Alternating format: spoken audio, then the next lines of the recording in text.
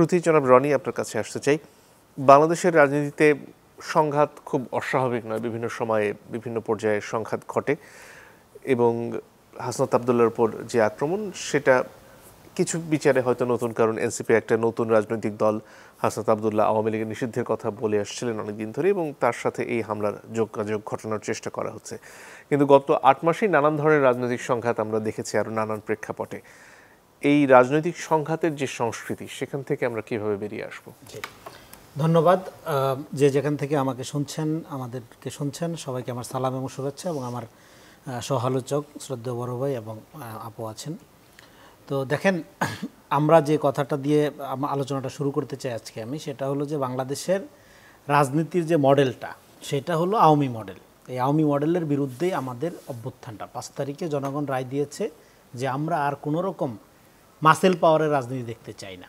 আমরা যে রাজনীতিটা দেখতে চাই সেটাকে, যেটা নতুন বন্দোবস্তের কথা বলা হচ্ছে, সেটা তো অনেক ধরনের কথা বলা যাবে।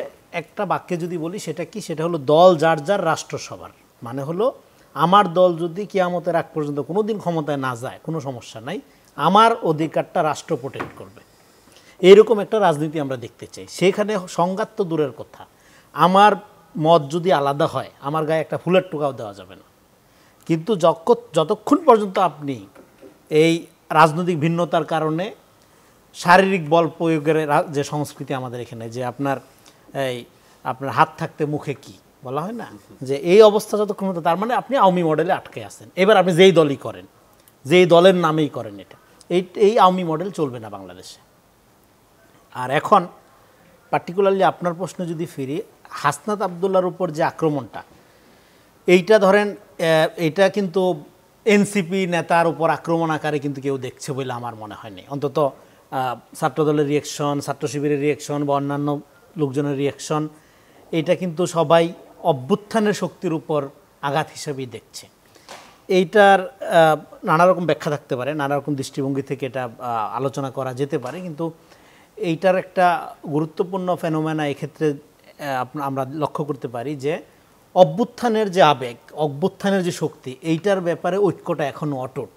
মানে আমাদের যে কমন এনিমি যে আওয়ামী লীগ, এই ব্যাপারে জাতিগত ঐক্য আমরা যেটা মনে করছিলাম যে নতুন দল আসলো, তারপরে হলো বিএনপি জামাতের মধ্যে এক ধরনের প্রতিযোগিতা, বিএনপি এনসিপি এক ধরনের প্রতিযোগিতা, হ্যাঁ, তার মানে ঐক্য বুঝিয়ে আর নাই, তারা আবার সেই আগের মতো এই 100% প্রতিযোগিতার মধ্যে নেমে গেল। বিরোধিতা দেখেন, 5 তারিখের অভ্যুত্থানের পরে 100% বিরোধিতার জায়গায় গিয়ে রাজনীতি করার দিন মনে হয় শেষ হয়ে গেছে। এটা আমাদের মনে রাখতে হবে।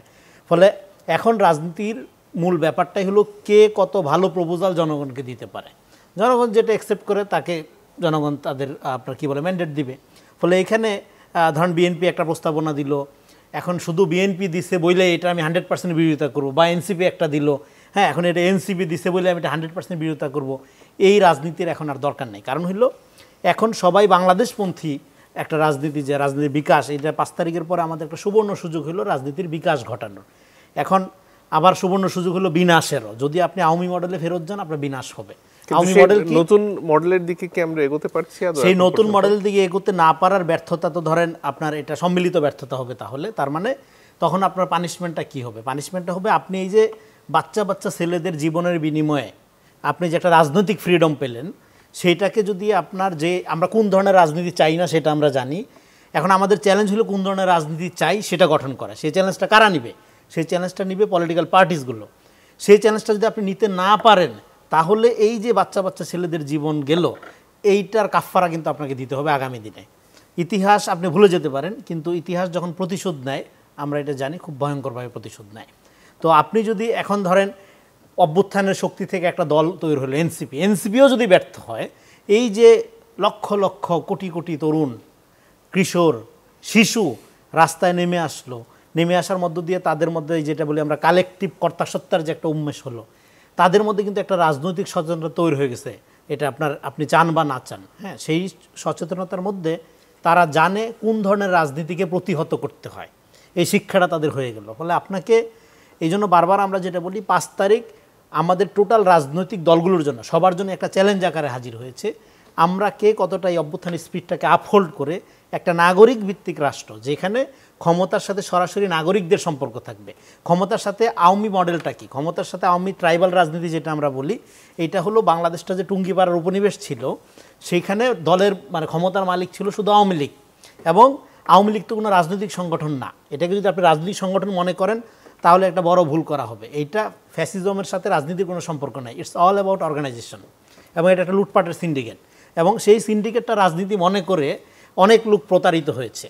ফলে এখন আমাদের কাজ হলো সমাজকে, হ্যাঁ, এই যে আওয়ামী লীগ যে একটা নফসানিয়াত, ধরেন আপনি যদি এখনও মনে করেন ঘুষ দিয়ে চাকরি নেওয়াটা ভালো, উন্নয়নের লক্ষণ, আপনি আওয়ামী লীগের যে দলই করেন আপনি, অসুবিধা নেই। ফলে এই যে আওয়ামী নফসানিয়াত, এটা থেকে গোটা জাতিকে মুক্ত করার একটা আপনার উদ্যোগ আমাদের নিতে হবে। সেক্ষেত্রে সমস্ত দলগুলোকে 5 তারিখের অভ্যুত্থানের আলোকে একটা প্রতিযোগিতায় নামতে হবে, কে কত বেশি জনগণকে ক্ষমতায়িত করতে পারে। হ্যাঁ, এইটাই হলো নতুন রাজনৈতিক বন্দোবস্ত।